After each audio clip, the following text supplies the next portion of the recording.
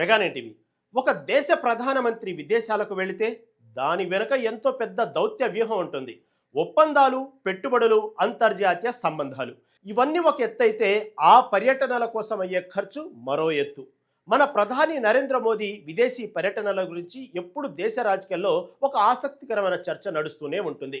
ప్రధాని ఎప్పుడు విదేశాల్లోనే ఉంటారు, ప్రజాధనం వృధా చేస్తున్నారు అని ప్రతిపక్షాలు విమర్శిస్తుంటాయి. అయితే అసలు నిజంగా ప్రధాని మోదీ విదేశీ టూర్ల కోసం ఎంత ఖర్చు అవుతుంది, 5 ఏళ్లలో ఈ ఖర్చు ఎంత పెరిగింది అనే దానిపై ఇప్పుడు సాక్షాత్తు కేంద్ర ప్రభుత్వమే రాజ్యసభ వేదికగా అధికారిక లెక్కలను బయటపెట్టింది. ఆ వివరాలు ఏంటో ఇప్పుడు చూద్దాం.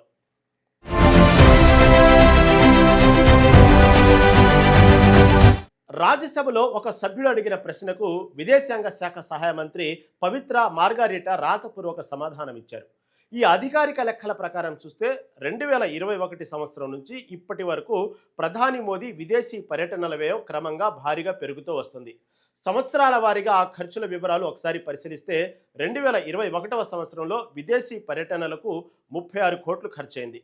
2022లో అది 55 కోట్లకు చేరింది. 2023లో 93 కోట్లు, 2024లో 109 కోట్లు. ఇక 2025 విషయానికి వస్తే ఇది ఏకంగా 180 కోట్లకు చేరుకుంది. అంటే 2021తో పోల్చి చూస్తే 2025 నాటికి ప్రధాని విదేశీ పర్యటనల ఖర్చు అక్షరాల 5 రెట్లు పెరిగింది. ఈ 5 ఏళ్ల వ్యవధిలో ప్రధాని టూర్ల కోసం మొత్తం 550 కోట్లకు పైన ఖర్చయింది. ఇక ఈ సంవత్సరం అంటే 2026లో ఇప్పటి వరకు నమోదైన లెక్కల ప్రకారమే దాదాపు 74 కోట్ల 58 లక్షల వ్యయం అయినట్లు ప్రభుత్వం సభకు తెలిపింది.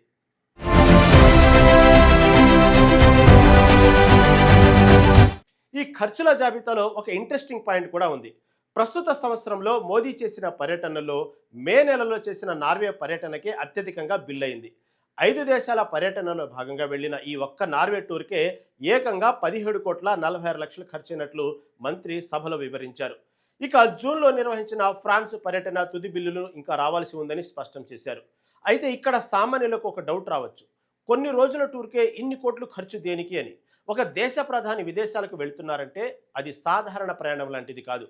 ప్రధాని ప్రయాణించే ప్రత్యేక విమానం, ఎయిర్ ఇండియా వన్ ఇంధన ఖర్చులు, ప్రధానితో పాటు వెళ్లే వందలాది మంది ప్రతినిధుల బృందం, అత్యున్నత స్థాయి భద్రత, విదేశాల్లో వారు బస చేసే సెక్యూరిటీ హోటళ్లు, అక్కడ ప్రభుత్వాలతో దౌత్యపరమైన ఏర్పాట్లు ఇవన్నీ కలిపితే ఆ స్థాయిలో ఖర్చు అవుతుందని అధికారులు చెబుతున్నారు.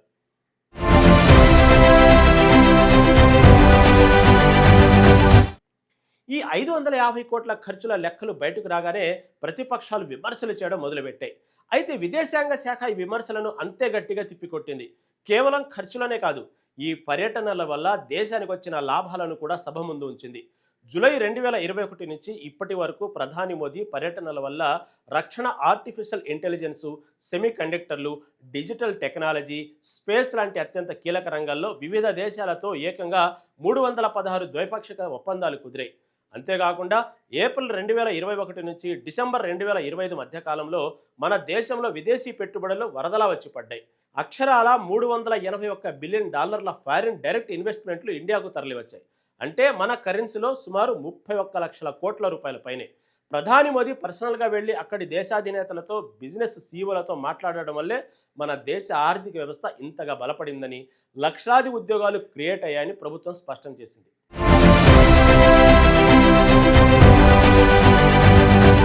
భౌగోళిక రాజకీయాల్లో కేవలం ఫోన్లు చేసి మాట్లాడుకుంటే ఒప్పందాలు జరగవు. పర్సనల్గా వెళ్ళి ముఖాముఖి దౌత్యం నడిపితేనే 2 దేశాల మధ్య ఒక నమ్మకం ఏర్పడుతుంది.